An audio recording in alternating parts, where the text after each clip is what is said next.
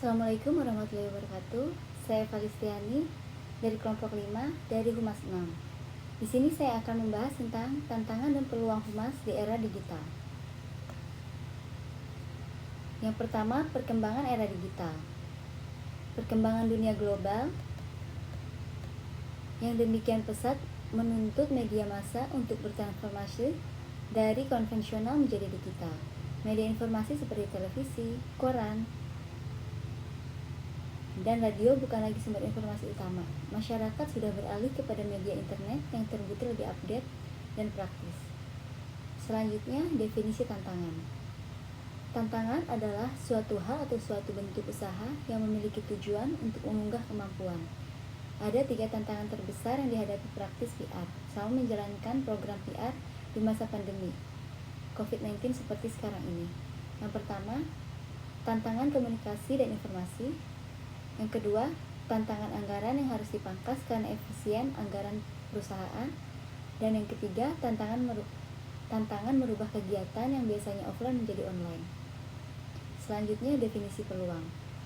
Peluang semata-mata adalah suatu cara untuk menyatakan kesempatan terjadinya suatu peristiwa. Adapun definisi lain peluang atau kebolehjadian atau dikenal juga sebagai probabilitas adalah cara untuk mengungkapkan pengetahuan atau kepercayaan bahwa suatu kejadian akan berlaku atau telah terjadi. Selanjutnya, fungsi humas di era digital. Fungsi humas di era digital itu ada 3 menurut Foucault. Yang pertama adalah representasional, meliputi penggunaan bahasa seperti kegiatan retorika, orasi, dan advokasi, dan gambaran yang bertujuan untuk mempresentasikan organisasi. Yang kedua, dialogik. Fungsinya meliputi kegiatan negosiasi dan usaha-usaha untuk mencapai kesepemahaman. Dan yang ketiga, advisory. Fungsinya yaitu meliputi kegiatan konseling. Peran ini bertanggung jawab untuk menjalankan rencana, kampanye, dan organisasi serta bertugas untuk mengatasi dan memanajemen krisis yang akan dihadapi. Selanjutnya, peran dan tugas humas di era digital. Di era digital ini ada beberapa tugas atau peran yang dimiliki oleh seorang humas, khususnya di dalam pemanfaatan sosial media. Di antaranya, yang pertama, menyebarluaskan informasi tentang kebijakan, program maupun kegiatan lembaga. Dan yang kedua, berkomunikasi dan membangun hubungan dengan publik. Yang ketiga, tanggapan terhadap perubahan lingkungan atau kebijakan politik, legislatif, dan eksekutif. Yang ketiga, merespon cepat dan tepat berbagai isu yang berkembang di media sosial maupun portal berita. Yang kelima, bersinergi pemanfaatan media sosial lembaga dengan media sosial jaringan.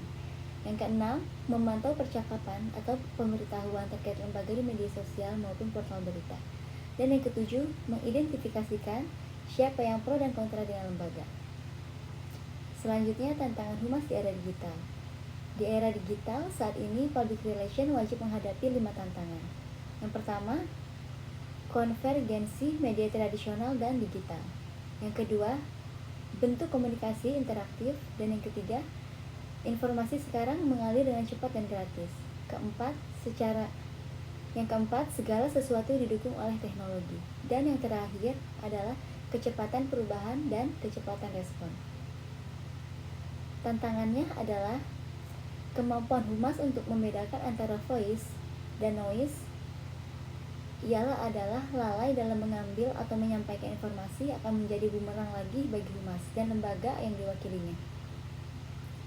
Jadi kesimpulannya, berdasarkan analisis di atas, maka dapat diambil beberapa kesimpulan mengenai tantangan dan kesempatan praktis public relation menghadapi dinamika di era digital Indonesia, yaitu sebagai berikut. Dunia digital di Indonesia merupakan sarana yang ideal bagi praktis PR untuk melakukan kegiatan PR-nya dengan menargetkan kalangan anak muda dan kaum pekerja. Selain itu, sosial media merupakan online platform yang paling efektif untuk menyentuh kalangan tersebut. Terima kasih. Assalamualaikum warahmatullahi wabarakatuh.